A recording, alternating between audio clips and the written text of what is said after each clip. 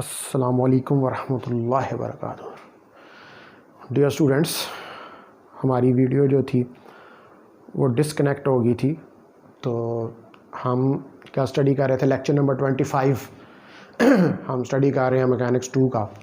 और lecture number 25 के अंदर जो है वो हम स्टडी कर रहे थे ग्रेविटेशनल पोटेंशियल को। तो मैंने ये यहाँ तक जो है वो आपको कराया था कि अगर कोई चेंज जो है वो काइनेटिक एनर्जी के अंदर ना आए, ठीक है, काइनेटिक एनर्जी के अंदर कोई चेंज ना आए और स्पीड जो है of mass is very slow हो, तो तब जो VA जो है ये क्या, ये वर्क डन है फ्रॉम इन्फिनिटी। ये कौन सा वर्क डन है? ये इन्फिनिटी से हमारे पास वर्क डन है A तक, ठीक है जी। ये इन्फिनिटी से हमारे पास वर्क डन था A तक। तो अब हम जो है हम क्या एक्चुअली फाइंड करना चाह रहे हैं, हम फाइंड करना चाह रहे हैं gravitational potential due to a mass m। किसी मास m की वजह से जो ग्रेविटेशनल पोटेंशियल है उसको कैलकुलेट करना चाह रहे हैं। तो देखते हैं।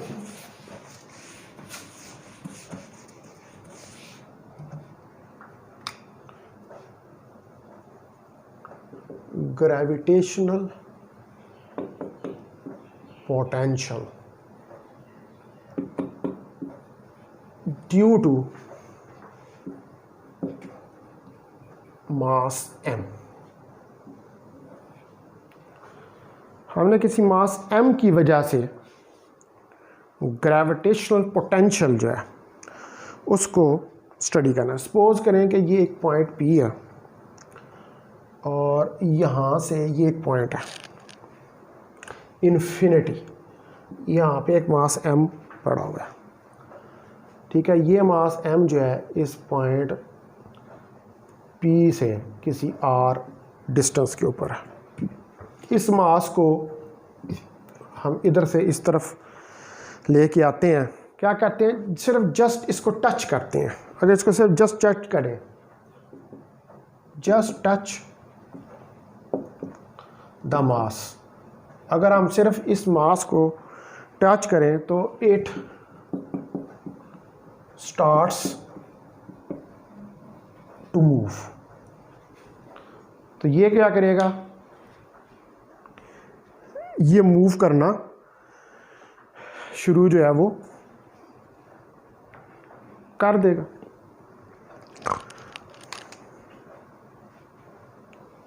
ठीक है। एक लबे के लिए सपोज करें कि यहाँ पर मास m नहीं है, ठीक है। तो आप मैं सिर्फ जस्ट इसको टच करके मूव करना, सपोज करें कि मास m नहीं है। मैं यहाँ से अभी ये मास m हटा देता हूँ। सपोज करें कि यहाँ पर कुछ नहीं है, तो इसको अट्रैक्ट करने वाली कोई फोर्स नहीं है इस मास को। No force is there to attract the mass m। तो यहां पर कोई फोर्स नहीं है जो अट्रैक्ट करे मास m को। So the work done is zero. तो इसलिए वर्क डन जो क्या होगा वो हमारे पास जीरो होगा।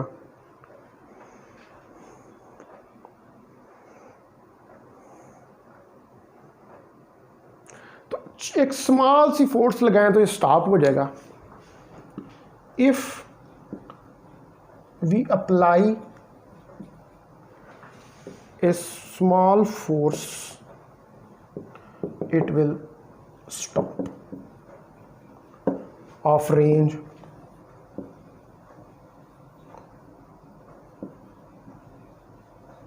10⁻⁻15। मतलब इतनी स्मॉल फोर्स अगर आप इसके ऊपर अप्लाई करें तो ये क्या होगा, ये स्टॉप हो जाएगा, ठीक है। यानी कि हल्का सा टच देंगे तो मूव करेगा, थोड़ी सी फोर्स लगाएं तो स्टॉप हो जाएगा। तो ये इतनी कम स्मॉल 10⁻⁻15 इतनी कम है कि ना होने के बराबर है। तो इस सिचुएशन के अंदर हमारे पास कोई वर्क डन नहीं हो रहा। उस वक्त हमारे पास कोई वर्क डन नहीं हो रहा जिस वक्त हमारे पास इस साइड पे कोई मास नहीं है।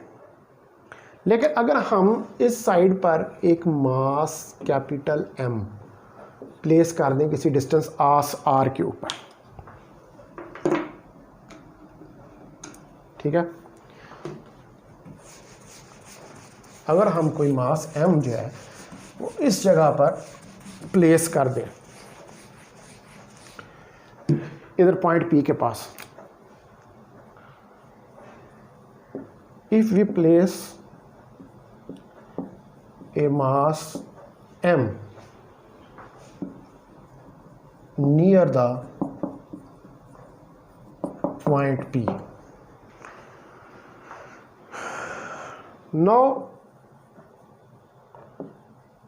we have to do the work.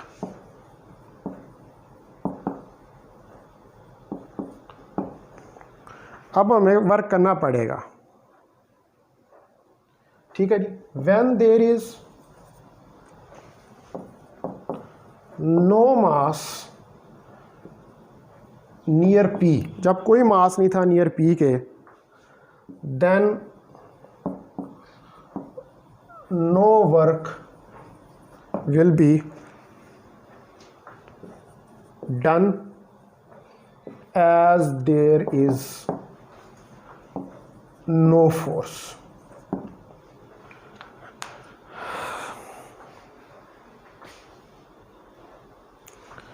अगर हम प्लेस कर दें मास M को नियर द पॉइंट P, तो now we have to do the work, हमें वर्क करना पड़ेगा।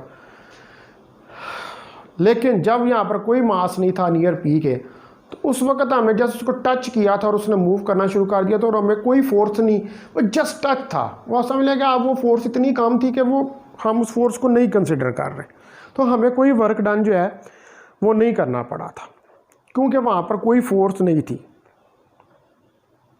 तो अब जब आपने मास M प्लेस कर दिया तो क्या होगा कि स्मॉल मास M जो है that will be attracted by large mass M।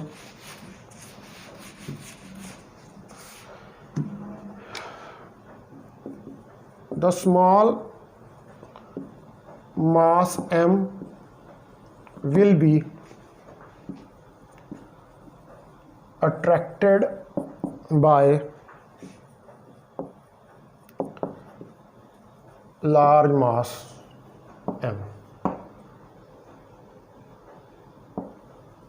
तो वो लार्ज मास M जो है उसको अपनी तरफ अट्रैक्ट करेगा। तो the speed will increase, the speed will increase when M attracts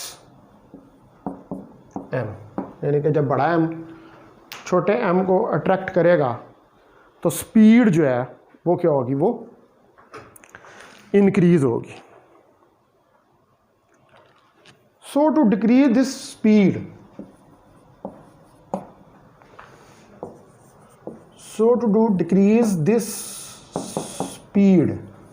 तो इस स्पीड को स्लो करने के लिए we have to do a work। तो इस स्पीड को काम करने के लिए हमें क्या है, क्योंकि हमने स्पीड को कांस्टेंट रखना है, कोई चेंज नहीं लानी काइनेटिक एनर्जी के अंदर, तो उसके लिए हमें क्या करना पड़ेगा, वो वर्क करना पड़ेगा। We exert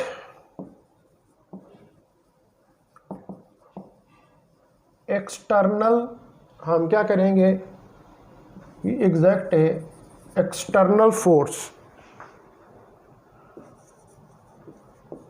in the opposite direction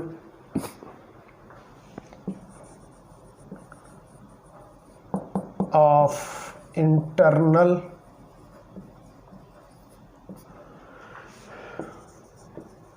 gravitational force। हमें क्या करना पड़ेगा, देखो ना, इस तरफ एक F एक्सटर्नल लगानी पड़ेगी, ये इस तरफ इंटरनल एफ ग्रेविटी इसके अपोजिट डायरेक्शन में लगानी पड़ेगी,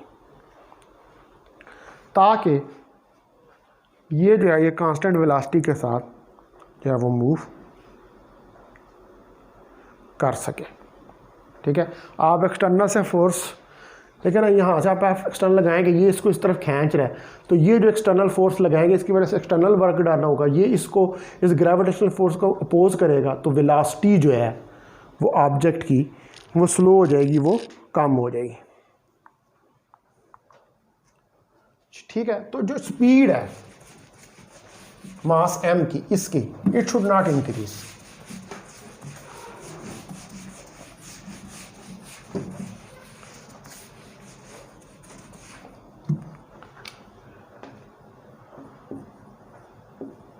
The speed of mass m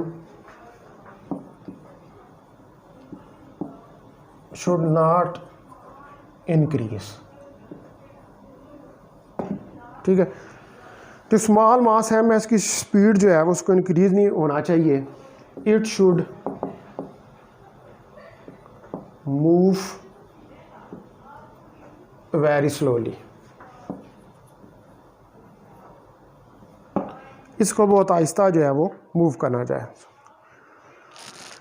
तो हमें क्या करना पड़ता है, so we have to do a external work done in the opposite direction of gravitational force। तो हमें क्या करना पड़ेगा, यहाँ पर एक्सटर्नल वर्क करना पड़ेगा ग्रेविटेशनल फोर्स की अपोजिट डायरेक्शन में, बिटवीन m एंड m और m के दरमियान। ये हमें एक्सटर्नल जो है वर्क करना पड़ेगा, यानी कि इस तरफ W एक्सटर्नल भी आपको करना पड़ेगा ग्रेविटेशनल फोर्स के अगेंस्ट।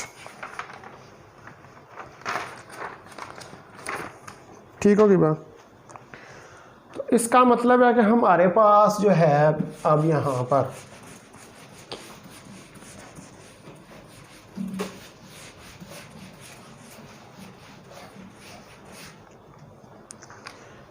Vp, ये पॉइंट P है, इन्फिनिटी से यहाँ पर आ रहा है, तो W infinity minus W infinity to P over M। ये इन्फिनिटी से आप वर्क डन कर रहे हैं। ये क्या है, ये एक्सटर्नल वर्क डन है।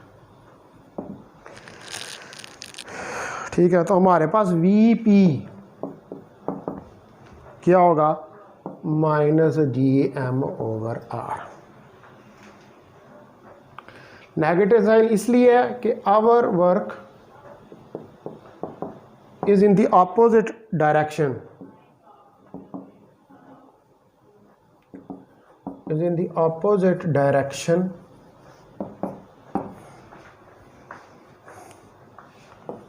of motion of mass m to point P। ये बात है, अभी एक्सटर्नल वर्क इस तरफ कर रहे हैं, मास इस तरफ मूव कर रहा है। So there is a negative sign in the above expression।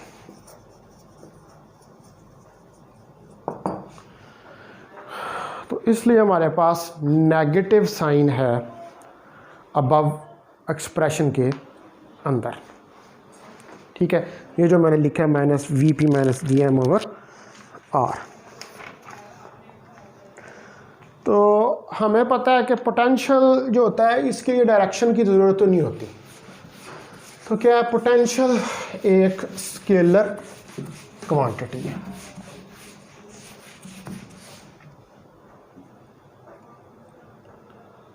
Potential